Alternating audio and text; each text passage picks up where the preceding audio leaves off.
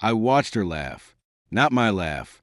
Not the one she gave me when I told her about the silent auction we'd won in the Hamptons last summer, where she bid on a vintage Patek Philippe just to prove she could beat a Saudi prince.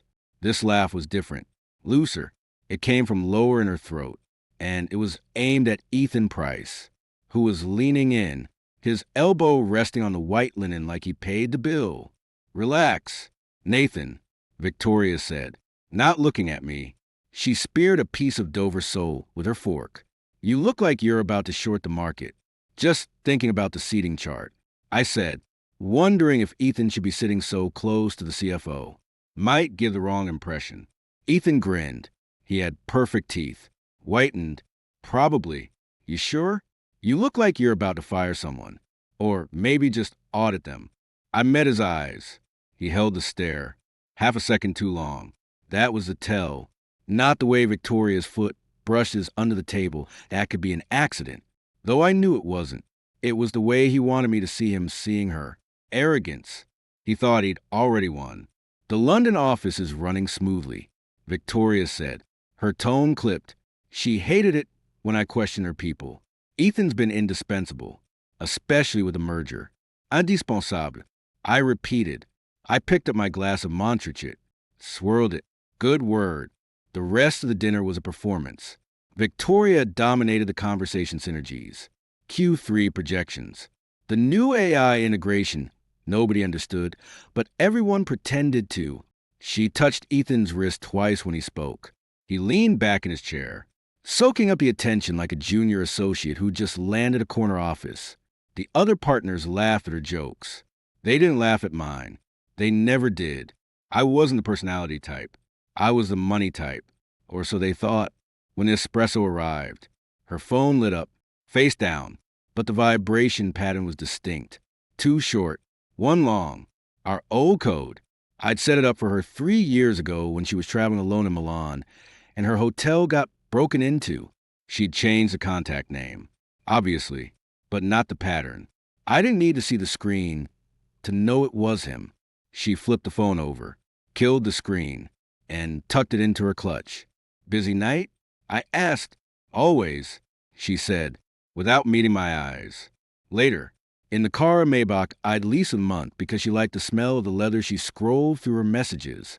I watched the city blur past. The FDR drive was slick with rain. You're quiet, she said finally. You're distracted. She exhaled. Sharp. This merger is killing me.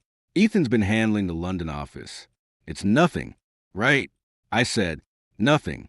I didn't believe her. I didn't need to believe her. Belief was for people who couldn't afford to know the truth. 2 nights later, I cut my trip to Chicago short. I told Julian, my fixer, to cancel the morning meetings. Told him I'd be unreachable until noon. I took the shuttle from Teterboro instead of the G650, less conspicuous. Grabbed a town car at the West 30th Street heliport. The driver was Russian. Didn't talk. Good. I used my own key to get into the penthouse on Park Avenue. The doorman, Ramon, nodded at me. He knew better than to ask questions. I'd tipped him well for 4 years. The place was dark. Too dark for 8 p.m. Victoria hated darkness. She said it made her feel like the market was closing. I set my bag down in the foyer, kicked off my shoes, walked toward the primary suite. The door was cracked. Not enough to see, just enough to hear. Her voice, low, breathy. Don't care what Nathan thinks. He's so predictable, like a goddamn algorithm. Ethan's voice, smug. He's not even a good lay. Huh? A soft laugh. Hers. Then the sound of skin on skin. Not a slap. Something slower. Don't. He'll be back Thursday. Thursday's 3 days away. Exactly. I stood there. My hand twitched toward the door. I imagined pushing it open, watching them freeze, watching Ethan scramble for a sheet, watching Victoria's face go from flush to ice in a second. I didn't do it. I turned around, walked back to the kitchen, poured a glass of water from the filtered tap, drank it, set the glass in the sink. Then I walked out, didn't take the elevator, took the stairs. 12 flights. My chest hurt, but not in the way people write about. It was a cold, clean pain. like a server rebooting. I spent the night at the Mercer, slept 4 hours, woke up at 5, ordered black coffee and a plain bagel, scrolled through the sterling global internet on my encrypted tablet, checked the cap table. Still solid, 62%. Hidden behind 3 layers of LLCs and a Cayman trust. Nobody looked, not even Victoria. Especially not Victoria. She liked to think she'd built it all herself after her father's stroke. She hadn't. She'd inherited a shell. I'd filled it with capital and silence. At 9 a.m., I called Julian. "You're up early," he said. "I'm done," I said. "With the trip? With the engagement?" Silence on the line. Then, "You sure?" I heard them. "Last night, in the bedroom," he sighed. Julian had been through 3 divorces. He knew the drill. Want me to draft the dissolution papers? Not yet. Let her play CEO for a few more days. I want her to feel untouchable. "You're a cold son of a bitch." "Nathan, I'm a majority shareholder." It's the same thing. Brunch at Balthazar was her idea. She texted me at 10, "Need to talk." Balthazar. 11, I replied. Fine. I arrived early. Sat at a corner table near the mirror. Ordered another black coffee. Watched the room fill up with the usual suspects hedge fund guys in quarter zips. Fashion editors with sunglasses indoors. A couple of junior senators trying to look casual. Victoria showed up at 11:05. Late. She wore a cream-colored Valentino dress and her hair down. She looked like a CEO. She looked like my fiancée. She looked like neither. "Sorry I'm late," she said, sliding into the banquette. Ethan needed help with the Zurich presentation. Of course he did. She signaled the waiter. Ordered a mimosa. Didn't ask what I wanted. Typical. "I've been thinking." She started. Her tone was the one she used in board meetings attached. Authoritative. "About us." "About me." I corrected. She blinked. "What?" "You've been thinking about me. How I fit into your schedule. How I don't challenge you enough. How I'm not," what was the word? "Predictable?" Her jaw tightened. "How did you?" I listen. "Vic, even when you're not talking to me." The mimosa arrived. She took a long sip. "This isn't easy. Breaking up with your meal ticket never is." That hit her. Her eyes flashed. "Don't be crude. Nathan, this is about growth. Mine, yours. We're in different places. I need someone who challenges me, who pushes me. You're stable, safe. I need volatility. I need..." "Ethan," I finished. She didn't deny it. Just looked at me over the rim of her glass. "He understands a vision. He's young, hungry. He's a parasite. He's my choice." I leaned back, studied her. "You know, I always wondered why you agreed to marry me. Was it the money? The connections? Or was it just that I never argued back? You're arguing now. I'm stating facts. You're rewriting history." She set the glass down. "Hard. I'm ending this. Today, I'll have my things moved out by the weekend. Keep the penthouse." I said, "I'll stay at the apartment in the village. You'll need the address for your mail anyway." "Ethan's, too.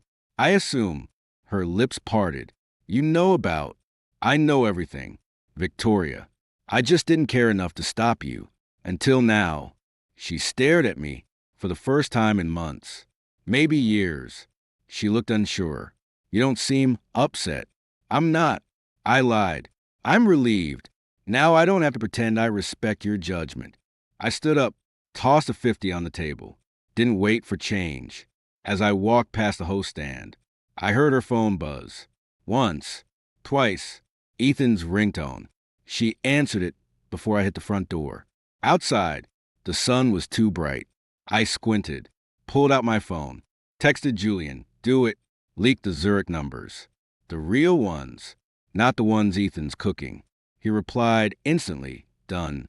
"And Nathan? Don't look back." I didn't. I walked to the corner and hailed a cab, gave the driver my address on Perry Street. As we pulled into traffic, I watched a couple arguing on the sidewalk outside a bakery. The woman was crying. The man looked exhausted. I felt nothing. Then my phone buzzed. Victoria. I let it ring. She called again. And again. On the 4th try, I answered, "What?" I said, "The Zurich number's theory wrong. They're everywhere. Bloomberg just called. Ethan's saying it's a system error." "It's not," I said, "and neither was last night." I hung up, blocked her number. Then I blocked Ethan's. Then I opened the banking app on my secure device and transferred the last of my liquid assets out of our joint accounts. All of it, every cent. The cab hit a pothole. I barely felt it. I leaned my head against the window and closed my eyes. Somewhere in Midtown, Victoria was realizing her world had a foundation she'd never inspected. Somewhere in the building I used to call home, Ethan was realizing his promotion was a rumor. And me? I was just getting started. 3 days. I stayed dark. No calls. No texts. No digital footprint wider than a burner email checking a Swiss routing number. Julian dropped by the Perry Street place with full pastrami on rye from Katz's. A container of matzo ball soup I didn't touch. He put a manila folder on the reclaimed wood coffee table. "She's spiraling," he said, peeling back the wax paper on his sandwich. "Claire called me this morning. Victoria's already moved Ethan into the guest wing at the Park Avenue penthouse. The staff hates him. The house manager, Elena, said he tried to tip in Bitcoin. Tell Elena I'll double her salary if she keeps her mouth shut and her eyes open." I said. Julian nodded, chewing. The board's buzzing. Marcus Hale called an emergency session for next Monday. He wants to discuss leadership stability. He's loyal to her father's memory, not to her. I said, "He'll posture, but he won't cross a majority owner." "You sure about that?" "She's telling people you're just a consultant, that your name's on some old paperwork, but you have no real say." I leaned forward, steeple my fingers. "Then let's educate them. Start with Claire Donovan. Set up a call. No video, just audio." Julian pulled out his phone, tapped a few times. Within minutes, my encrypted line was ringing. I hit accept. "Claire," I said. "Nathan." Her voice was clipped, professional, but I caught the edge of exhaustion. "Victoria's asking for the Q3 accruals. She wants to fast-track Ethan's promotion to VP of Strategy. I told her I needed sign-off from the executive committee. She didn't like that." I said.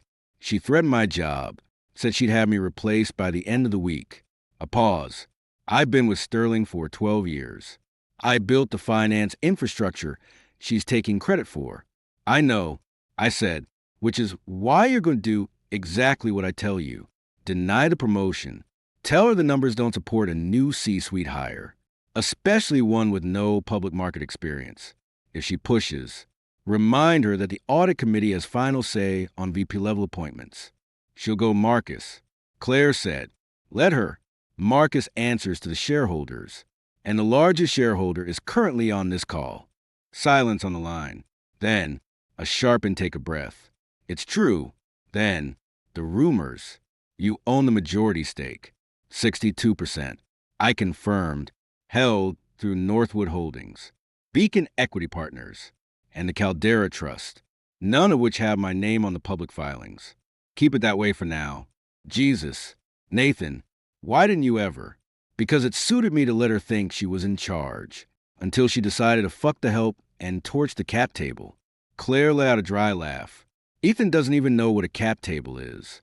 He asked me last week if our stock tickets were like Willy Wonka golden tickets. He's a joke." I said, "Make sure the board sees that. But do it quietly. No memos. No paper trail. Just conversations in hallways. Whispers in the elevator. Let the doubt spread organically." "Understood." Claire said, "What about Victoria?" "Let her hang herself. She's already started. Just don't get caught in the fall." I ended the call. Julian was grinning. "Cold. Man. Real cold. Efficient." I corrected. "There's a difference." The next morning, I got a text from an unknown number. "We need to talk. It's not what you think. V." I deleted it without replying. An hour later, my burner rang. Private number. I answered. "Stop ignoring me." Victoria snapped. No preamble. "I'm not ignoring you. I'm prioritizing. There's a difference. Claire won't sign off on Ethan's promotion. She says it's fiscally irresponsible. Since when does Claire grow a spine? Since you stopped signing her bonus checks. I said, metaphorically speaking, this is about you, isn't it? You're doing this behind my back. I'm not doing anything. I said, I'm sitting in my apartment drinking coffee. You're the one sleeping with your assistant and wondering why your CFO won't validate your poor life choices. She went quiet. Then her voice dropped, low and dangerous. Who are you? Nathan? Really? You're not the man I got engaged to. I'm the man who paid for the ring. I'm the man who kept the vultures off your stock when your father's scandal hit.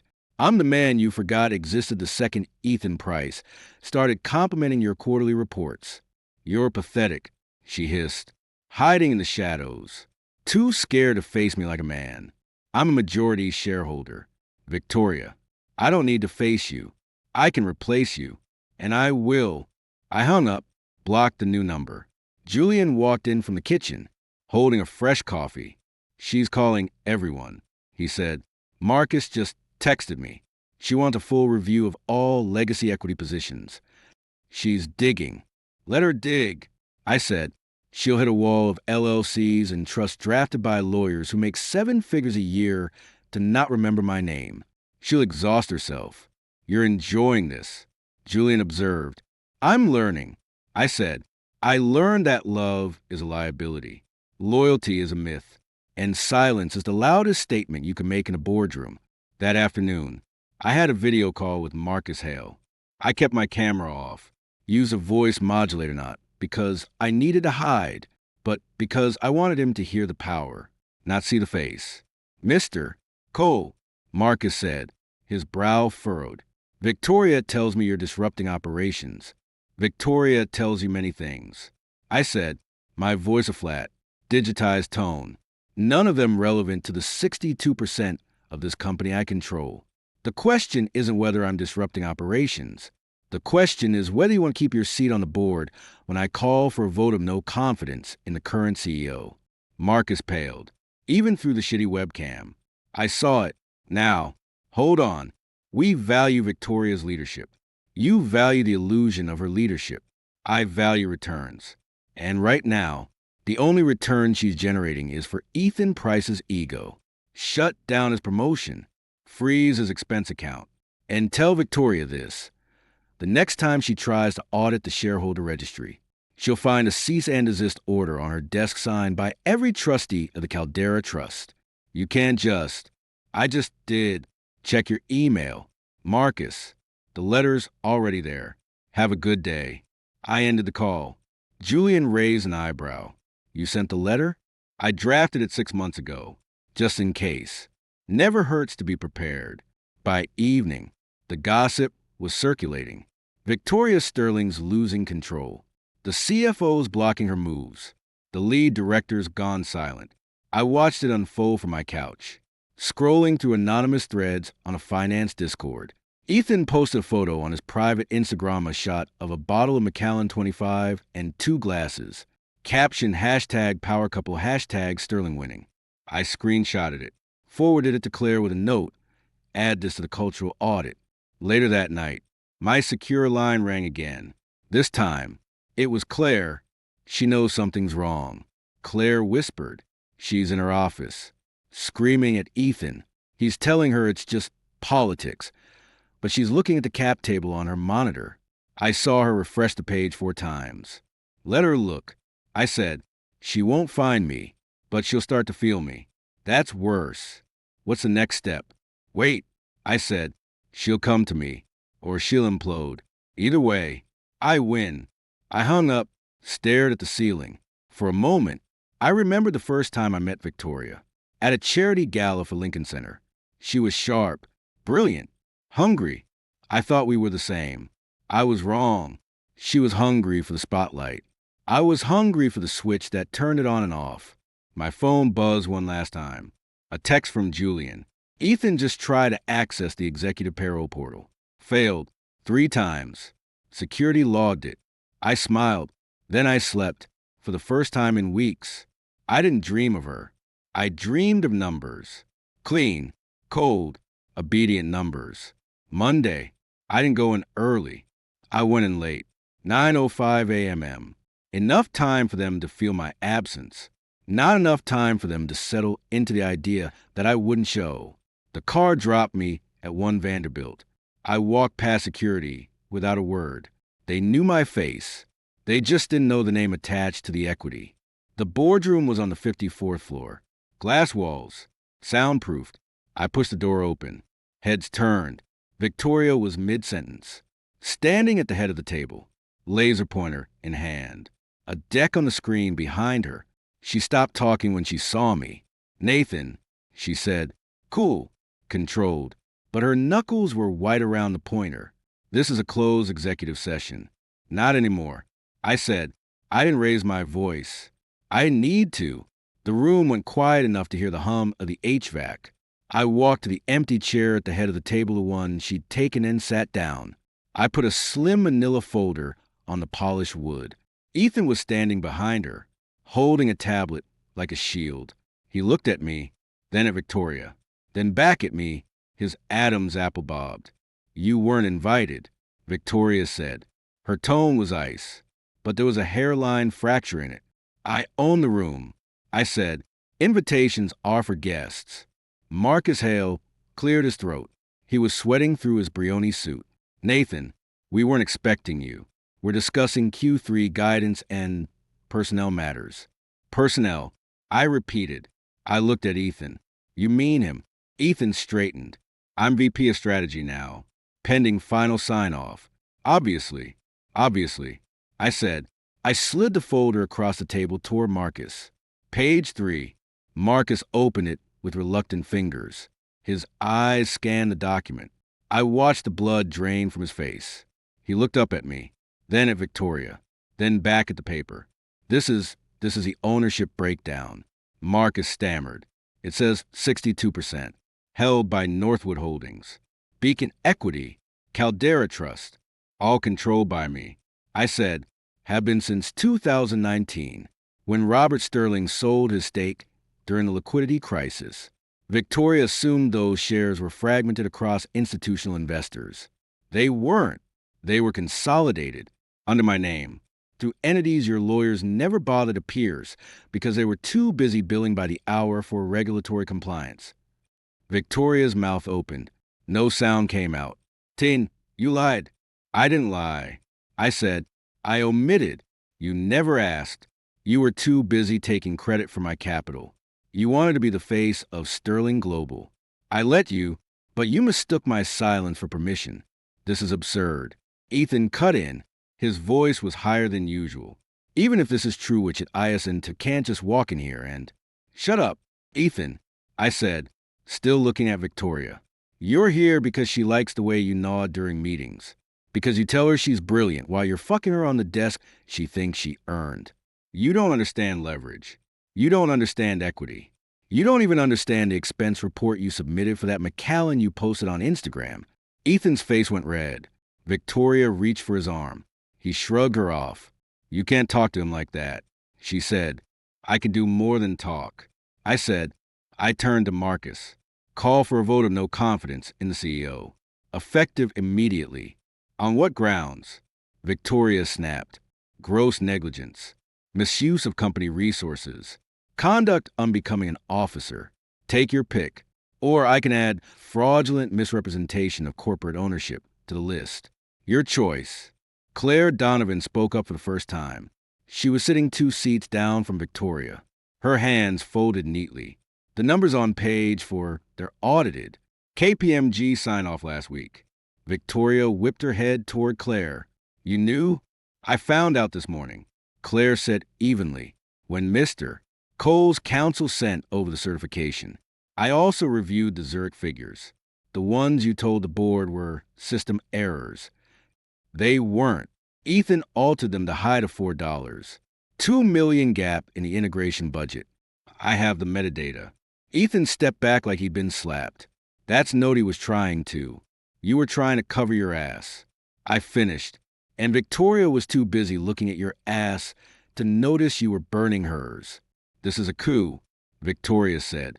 Her voice was shaking now. "A personal vendetta. It stopped being personal when you brought him into our bed." I said, Now it's governance. Now it's fiduciary duty.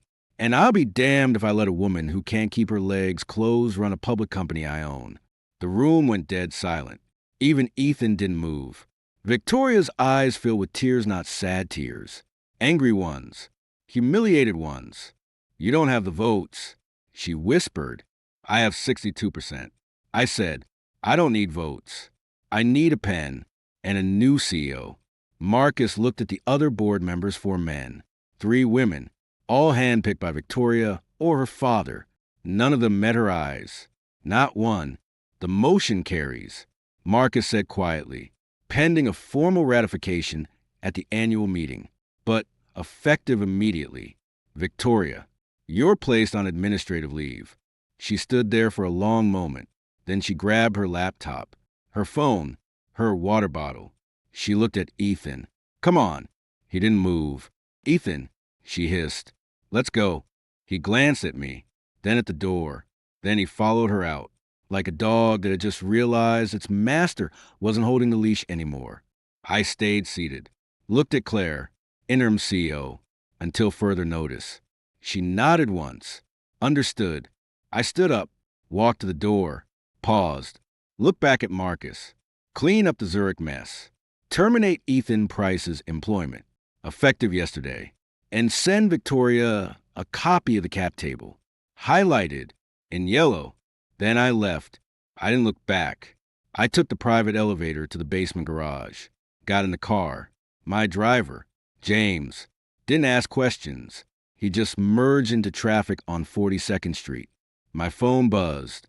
A text from an unknown number. You'll regret this. V. I deleted it. Another buzz. I loved you. I really did. V. I blocked the number again. Then a call from Julian.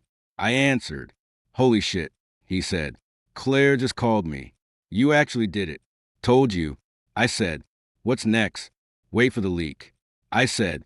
Someone in that room will talk to the Journal. Let them. I want her name in the headlines for all the wrong reasons. And Ethan? He'll surface somewhere. A fintech startup in Austin. A crypto exchange in Miami. Somewhere he can wear skinny jeans and call himself a disruptor. He won't mention her. And nobody will care. I ended the call. Stared out the window at the gray skyline. For the first time in years. The city felt quiet.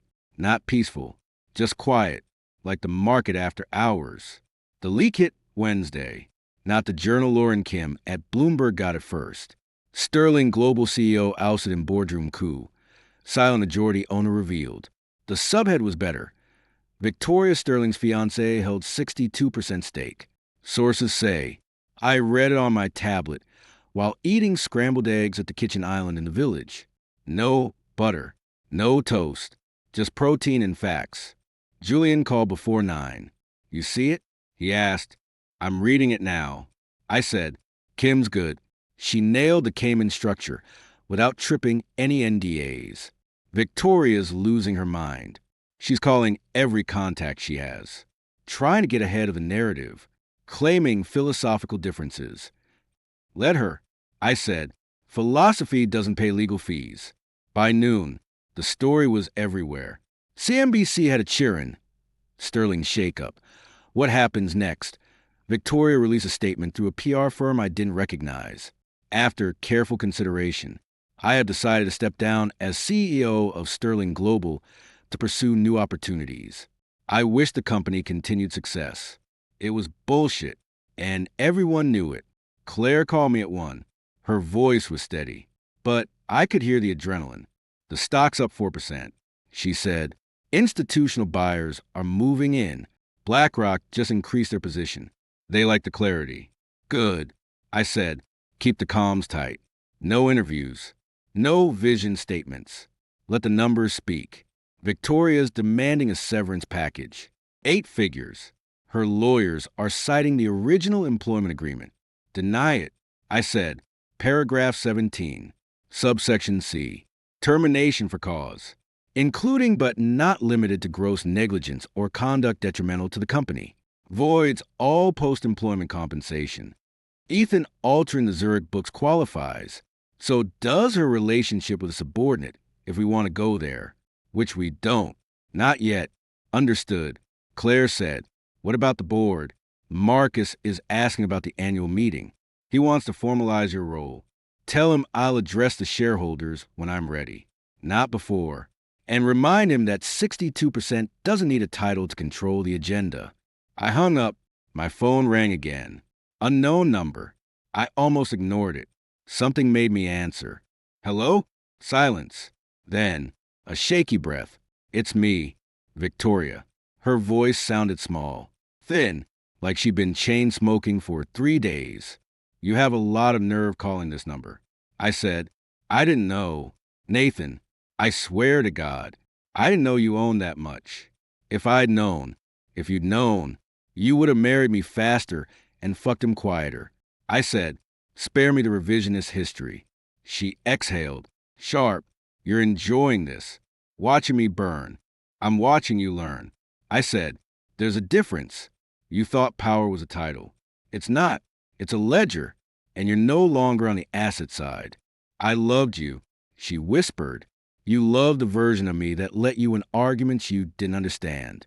You loved the silence. You mistook it for weakness because you've never actually met a strong man who didn't feel the need to shout. She started crying, not sobbing, just quiet. Wet gasps. What happens now? You'll be fine. I said, you're smart. You'll land a board seat at some mid-cap firm in Connecticut. You'll marry a hedge fund guy who lets you plan the charity galas. You'll never touch APL again. And you'll wonder, every time you see a yellow highlighter, why you didn't just stay loyal to the man who actually owned the pen. And Ethan? She asked. Ethan's already interviewing. I said, I got a ping from a recruiter in Austin. Fintech, Series B. He's pitching himself as a turnaround specialist. He won't mention your name. He'll say you were resistant to innovation. She laughed, but it turned into a cough.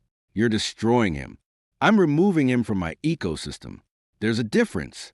Destruction is emotional. Removal is procedural. I don't hate him, Victoria. I just don't need him. She was quiet for a long time. Then I saw the photo of the cap table. Yellow highlight. Good. I said, remember that color. It's the color of math you can't argue with. I ended the call. Blocked the number. Again. Probably not the last time. Later that evening, Julian came by with a bottle of Blanton's. We sat in the living room. No music. No TV. She's moving out of the penthouse. Julian said, pouring 2 fingers into a glass. Ethan's staying at some Airbnb in Williamsburg. His credit cards are getting declined at Peter Luger. Rumor is he tried to expense him the steak to Sterling as a client dinner. Claire rejected it? I asked. Before it even hit her desk, AP flagged it, called it extraordinary rendition of company funds. I almost smiled. Almost. You ever wonder if you went too far? Julian asked. No. I said, I wonder if I waited too long. There's a difference. The next morning, I got a text from Claire. Ethan's access has been fully terminated. Security escorted him out at 8 a.m. He tried to take the office espresso machine. They made him put it back. I forwarded it to Victoria's old number. No message, just a screenshot. She didn't reply. She didn't need to. That afternoon, I walked into the Sterling Global offices. First time since the vote. The lobby was quiet. The receptionist new girl, 23, nervous stammer my name. I nodded, took the private elevator to the executive floor. Claire was waiting outside her new office. Board ratified everything this morning, she said, unanimously. Even Marcus fell in line. Good. I said, schedule the all hands for Friday. I'll say a few words. Keep it under 5 minutes. No QA. What will you say? That the company is bigger than any one person. That accountability isn't optional. And that the next person who alters a spreadsheet will be prosecuted, not promoted. She nodded. And Victoria? Let her go. I said, she's not our problem anymore. I walked through the quiet halls, past Victoria's old office. The nameplate was gone. The blinds were drawn. I didn't go in. I didn't need to. Back in the car, I checked my messages. One from an unknown email. You won. Congratulations. I hope the silence is everything you wanted it to be. V. I deleted it. Then I deleted the entire thread. Emptied the trash. James glanced at me in the rear view. Home. Mr. Cole? No. I said, the airport. Teterboro. I have a meeting in Zurich. Yes, sir. As we pulled onto the West Side Highway, I watched the Hudson roll by. Gray water. Gray sky. Everything in shades of monochrome, like a balance sheet after the adjustments. I didn't feel triumphant. I didn't feel vindicated. I just felt clear, like a system that had finally purged its malware. And for the first time in a long time, I didn't check my phone to see if she'd called. 6 months. Madison Square Garden. Annual shareholder meeting. I stood in the tunnel beneath section 105, listening to the house music bleed through the concrete. Some generic corporate pop. I hated it. Julian handed me a bottle of San Pellegrino. You sure you want to do this? He asked. You could have pre-recorded it. Save yourself the QA risk. I want them to see the face behind the number. I said, fear works best when it has a name. I walked on stage at 10:02 a.m. No intro music. No hype video. Just my name on the Jumbotron. Nathan Cole, majority shareholder. The room held maybe 3,000, mostly suits. A few retail investors in polo shirts. One guy in a GameStop hoodie. Probably lost money on the last earnings call. I didn't smile. I didn't wave. I set my notes on the podium and looked out. Sterling Global. I started. My voice echoed. For 30 years, this company was a family brand. Then it was a public brand. Then, for a while, it was a personal brand. That ends today. I paused. Let the silence stretch. Governance isn't glamorous. It doesn't trend on X. It doesn't get you on the cover of Forbes. But it's the only reason any of us are here. You own shares because you trust the numbers. You trust the board. You trust that somebody owns somewhere Yarius watching the ledger for the past 6 months. That someone was me. I didn't mention Victoria. Didn't need to. Half the room knew. The other half would Google it before lunch. We've restructured the C-suite. We've clawed back misallocated funds. We've terminated relationships that compromise our integrity. And we've increased shareholder value by 19% in a down market. That's not luck. That's math. A hand went up in the front row. A hedge fund guy. Pershing square tie. Mr. Cole, what's your long-term vision for the company? Will you be taking a formal executive role? My role is already defined. I said, majority shareholder. I don't need a title to approve budgets or veto acquisitions. Titles are for people who need validation. I need returns. Another hand, a woman this time, mid-40s, serious. What about the cultural shift? Employees are saying morale is low after the transition. Morale improves when paychecks clear and spreadsheets add up. I said, if anyone preferred the previous culture, the one where assistants got promoted based on who they were sleeping with, there's an exit. We'll hold the door. No laughter, just a few nods. I wrapped it up in 4 minutes. No QA. I'd told Claire to cut the mic if anyone tried. She did. I walked off stage to scatter applause. Most of it polite. Some of it grateful. None of it enthusiastic. Good. Enthusiasm is for sales conferences. This was a shareholder meeting. Backstage, Claire was waiting. She looked tired but sharp. New power suit. New confidence. You didn't mention her. She said. Didn't need to. I said, everyone already knows. Mentioning her would have made it personal. I'm done being personal. You okay? She asked. I looked at her. Really looked. She'd been loyal when it counted. Quiet when it mattered. Competent when it paid. I'm the majority shareholder. I said, I don't have to be okay. Julian drove me back to the village. Traffic was a nightmare on the FDR. We didn't talk. He knew better. That night, I got a text. Unknown number. I saw the speech. You were right. About everything. I stared at it. Deleted it. Didn't block the number. Just let it sit there in the void. Ethan Price. Reduced to a footnote. A cautionary tale some VP would tell at a Christmas party in 5 years. Don't screw the boss unless you know who really owns a building. I poured a glass of Macallan. Neat. Sat by the window. The city was loud. Sirens. Horns. Construction. Life going on without me. My phone buzzed again. Different number. She's in Boston. Teaching a class at Harvard Business School. Leadership ethics. Can you believe that? Julian. Ever the informant. I didn't reply. I didn't care where Victoria was. Boston, Austin, Bali, didn't matter. She was no longer on the org chart, no longer in the cap table, no longer in my head. I realized, somewhere between the second and third sip of whiskey, that I hadn't thought about her in 3 days. Not once, not a flash of anger, not a pang of loss, just nothing. And that felt better than any dividend check ever could. The next morning, I went into the office. Not Sterling Global. My own place. A nondescript building in Soho. 2 floors. 10 employees. All quants.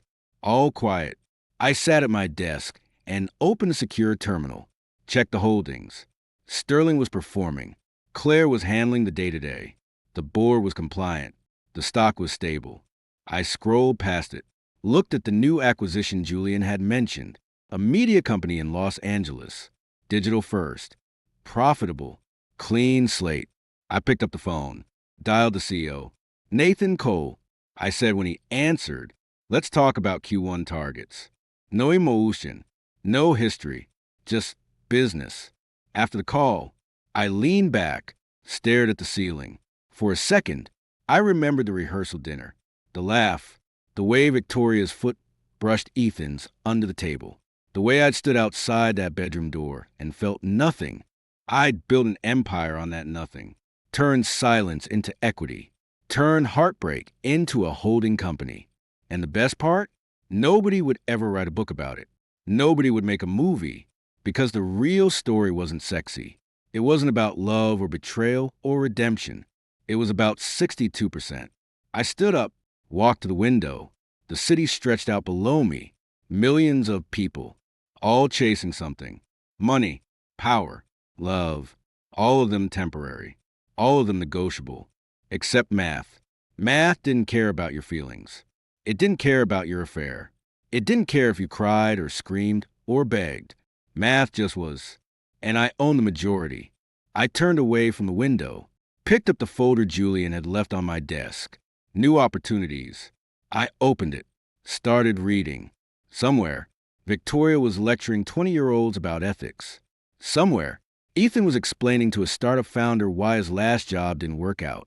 Somewhere, Claire was signing off on a budget that didn't include either of them. And me?